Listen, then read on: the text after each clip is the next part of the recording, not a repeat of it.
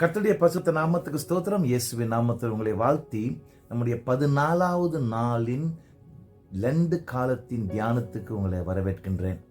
இன்றைக்கு தெரிந்து கொள்ளப்பட்ட பாகம் அப்போஸ்தலர் 9வது அதிகாரம். முழு அதிகாரத்தையும் வாசித்தீர்கள் என்றால் பிரயோஜனமாக இருக்கும். நாம் ஜெபிப்போம். என் ஆண்டவராகிய கர்த்தர் இந்த நேரத்தில் கூட எங்களுடைய இருதயத்தையும் ஆவியும் அமைதிப்படுத்தி, ஆவியானவர் என்ன தியானத்துக்கு ஏற்ற காரியங்களை எடுத்துக்கொள்ள வேண்டும் என்பதை எங்களுக்கு தெளிவாய் பேச நாங்கள் ஜெபிக்கிறோம். இயேசுவின் நாமத்தில் ஜெபிக்கிறோம் தகப்பனே, ஆமென். தேவஜனமே, இது சவுல் மனம் திரும்பின ஒரு காரியம். ஆயினும் அது போகிறதுக்கு முந்தையாக கூட உங்களோடு கூட இன்னொரு காரியம் பிலிப்பை குறித்து நான் வலியுறுத்த ஆசைக்கிறேன். எனக்கு ரொம்ப பாதிப்பு அதை கொடுத்தது. அதை உங்களோடு பகிர்ந்து கொள்கிறேன். பிலிப்பு ஞாபகம் இருக்கட்டும். அவன் சமாரியா தேசத்துக்கு சென்றான். சமாரியா தேசத்தார் யூதர்களை வெறுக்கிறவர்கள், யூதர்கள் சமாரியர்களை வெறுக்கிறவர்கள். ஆயினும் அப்படிப்பட்ட ஒரு இடத்துக்கு சென்று அற்புதங்களையும் அடையாளங்களையும் செய்கின்றான். பெரிய ஒரு எழுப்புதல், தேசத்தில் பெரிய ஒரு எழுப்புதல். ஆனால் பரிசுத்த ஆவியானவர் அந்த எழுப்புதலின் மத்தியில் அவரை ஒரு வனாந்திரத்துக்கு கொண்டு போறார். பிலிப்பு கீழ்ப்படுகிறார். யாருமே இல்லை. ஆயினும் அங்கே எத்தியோப்பியாவை சேர்ந்த ஒரு அரசியல்வாதி, கவர்மெண்ட் சர்வன்ட் வராரு. அவரோடு கூட கர்த்தருடைய செய்தியை பகிர்ந்து கொள்கிறாரு. இயேசு கிறிஸ்துவின் சுவிசேஷத்தை பகிர்ந்து கொள்கிறாரு. ஞான ஸ்நானமும் அவருக்கு கொடுத்துட்டாரு. அந்த அதிகாரத்தை வாசித்து கொண்டே வந்தீர்கள் என்றால், ஞானஸ்தானம் பெற்ற பிறகு ஆவியானவர் அவரை, பிலிப்பை அங்கிருந்து எடுத்துக்கொண்டு போயிட்டாராம். நம்ம அறிய வேண்டிய காரியம், ஆவியானவர் திரும்ப சமாரியா எழுப்புதலுக்குள் பிலிப்பை கொண்டு போகல. வேற எங்க கொண்டு போறார்?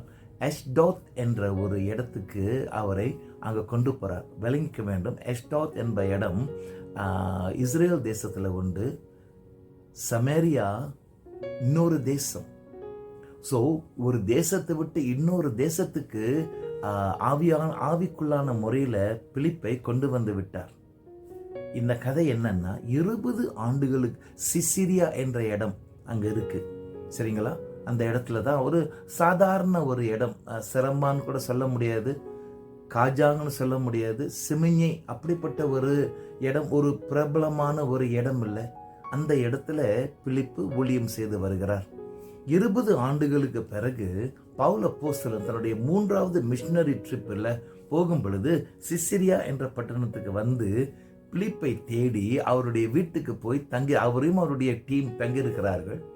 என்ன தெரியுமா சொல்றாங்க? பிலிப்பும் அவருடைய 4 மகள்களும் தீர்க்கதரிசிகளாய் அந்த இடத்துல, ஒரு பிரபலமான இடம் இல்லை, ஆனால் அந்த இடத்துல தேவனுக்கு விசுவாசத்தோடு கூட ஊழியம் செய்து வந்தார்களாம். தேவஜனமே, பெரிய இடம் இல்லை, 4 பெரிய மக்கள் இருக்கிற இடம் இல்லை, சாதாரண ஒரு இடத்துல என் ஆண்டவர் அழைப்புக்கு உண்மையா இருந்து இத்தனை ஆண்டுகள் தன்னுடைய ஊழியத்தை மட்டுமல்ல, தன்னுடைய பிள்ளைகளும் தன்னோடு கூட சேர்ந்து ஊழியம் செய்ய ஒரு அருமையான ஒரு பாடத்தை பிலிப்பு கற்றுக் கொடுக்கிறார். விசுவாசம், ஃபெய்த்ஃபுல்னஸ் நம்முடைய வாழ்க்கையில் இருக்கணும் தேவஜனமே. இந்த பிலிப்புக்கு அவனோடு கூட மட்டுமல்ல, தன்னுடைய பிள்ளைகளுக்கும் அதை கொடுத்து தேவனுடைய ராஜ்யத்தில் பங்காளிகளாய் இருக்கிறான். அருமையான பாடங்கள், அருமையான ஒரு காரியத்தை நம்முடைய மனதில் வைத்துக் கொள்ளலாம். சரி, இப்பொழுது இதுக்கு வருவோம். எங்க சவுலுக்கு வருவோம். சவுல் தேவனுடைய இயேசு கிறிஸ்துவின் திருச்சபைக்கு மிக பயங்கரமான அழிவை கொண்டு வருகிறவனாய் இருந்தான். அவன் சாதாரணவன் இல்லை, அது நமக்கு எல்லாம் தெரியும். அவன் படிப்பில் ரொம்ப சிறந்தவனாய் இருந்தான். அது மட்டுமல்ல, தன்னுடைய வளர்ப்பு, தன்னுடைய ஜாதியில பெஞ்சமின் கோத்திரத்தாரும் பரிசேயனுமாய் இருந்தான். அது மட்டுமல்ல, அந்த யூத சம்பிரதாய மக்கள் மத்தியில், யூத சம்பிரதாயம் மட்டுமல்ல, யூத மதத்தின் தலைவர்களோடு கூட மிகவும் ஆழமான ஒரு ஐக்கியம் கொண்டவன். அது மட்டுமல்ல, அரசியல் ரீதியில் மக்கள், அரசியல்வாதிகள் அவனை ஏற்றுக்கொண்டார்கள். கர்த்தருக்கு ஸ்தோத்திரம். ஸோ எல்லா ரீதியிலும் மிகவும் சிறந்தவனாய் இருந்து, அதற்கு மேலாக தன்னுடைய தனிப்பட்ட வாழ்க்கையில யூத மதத்துக்காக பயங்கரமான ஒரு ஆசை வைத்தவனாய் இருந்தான். அதனால தான் இயேசு கிறிஸ்துவின் வழி தன்னுடைய பாரம்பரியத்தை உடைச்சு போடும் என்று கொலை செய்யவும் தயாராய் இருந்தவன். கர்த்தர் இயேசு காத்திருக்கிறார். சவுல் தன்னுடைய கூட்டத்தோடு கூட தமஸ்குவை நோக்கி செல்லுகிறான். மத்தியான நேரம் ஒரு வெளி வந்தது, உண்மை வந்தது, பொய் எல்லாம் உடைஞ்சு போய்விட்டது. உண்மை சந்தித்தது. இவ்வளவு நாளாக சவுல் விசுவாசித்த பொய் அங்கேயே மரித்து போனது. வேதம் சொல்லுகின்றது, சீக்கிரமாகவே இயேசு கிறிஸ்துவை பற்றி பிரசங்கிக்க சவுல் ஆரம்பித்தானாம். இவ்வளவு நாளாக இயேசுவை எதிர்த்து பிரசங்கித்தவன் இயேசுவுக்காக பிரசங்கிக்க ஆரம்பிக்கிறான். இது அந்த உலகத்துக்கு பயங்கரமான குழப்பத்தை உண்டு பண்ணினது. இவன் இவ்வளவு நேற்றைய வரைக்கும் கிறிஸ்தவர்களை துன்பப்படுத்தவும் சிச்சை செய்யவும் இருந்தவன் இயேசுவை பற்றியே இப்பொழுது பிரசங்கிக்கிறானா என்ற கேள்விகள் பயங்கரமாக வந்தது. கர்த்தருக்கு ஸ்தோத்திரம். என்ன நடக்குது பாருங்க. கர்த்தருடைய பரிசுத்த நாமத்துக்கு ஸ்தோத்திரம். இப்பொழுது எருசலேமுக்கு சென்று தலைவர்களை சந்திக்க போறான். தலைவர்கள் இவனை பார்த்தும் பயப்படுகிறார்கள். இவனை நம்பலாமா? இவனுடைய வாழ்க்கையில வந்த ஒரு மறு வாழ்க்கையை, இந்த விசுவாசத்தை மாற்றும் ஒரு அனுபவம் உண்மையா இருக்குமா என்று பயந்தார்கள். கொஞ்சம் தடுமாறினாங்க. பர்னபாஸ் வருகிறார். பர்னபாஸ் தான் பவுலுடைய கையை பிடித்து தலைவர்கள் கூட கொண்டு போயிட்டு அவனை அறிமுகப்படுத்தி தன்னுடைய மனம் திரும்புதலின் அனுபவத்தை ஒவ்வொரு அப்போஸ்தலருக்கும் அழகாய் சொல்லிக் கொடுத்து இது உண்மை என்று சொல்லி வருகிறார். அடிக்கடி பர்னபாசருடைய பெயரை நம்ம பார்க்கிறோம். கர்த்தருடைய பரிசுத்த நாமத்துக்கு ஸ்தோத்திரம். பர்னபாசருடைய ஊழியம் உற்சாகப்படுத்துகிற ஊழியமா இருக்கிறதுனால நாம் அப்படிப்பட்ட ஒரு காரியங்களும் ஈடுபட வேண்டிய ஒரு பக்குவம் நமக்கு உண்டு. தேவ ஜனமே, கர்த்தருடைய பரிசுத்த நாமத்துக்கு ஸ்தோத்திரம். குறிப்பிட்ட ஒரு இடத்துல பிரசங்கிக்கிறாரு. கிரேசிய யூதர்கள், நான் முதல்ல சொன்ன எபிரேய யூதர்கள் உண்டு, கிரேசிய யூதர்கள் உண்டு. இரண்டும் ஒரு ஜாதி. ஆனால் கிரேக்க யூதர்கள் கிரேக்க கலாச்சாரத்தை கொஞ்சம் பற்றி வந்தவர்கள். அதனால எபிரேய யூதர்கள் சொல்லுவாங்க, இவர்கள் எங்களை விட கீழ்த்தரமான யூதர்கள் என்று சொல்வார்கள். அவர்கள் மத்தியில் பவுல் அப்போஸ்தலன் கர்த்தருடைய செய்தியை பகிர்ந்து கொள்கிறார். அவர்கள் எதிர்க்கிறார்கள், அவனை கொல்லவும் தியானிக்கிறார்கள். பாருங்க, பவுலுடைய மனமாற்றம் எப்படி முழுமையா இருந்தது தெரியுங்களா?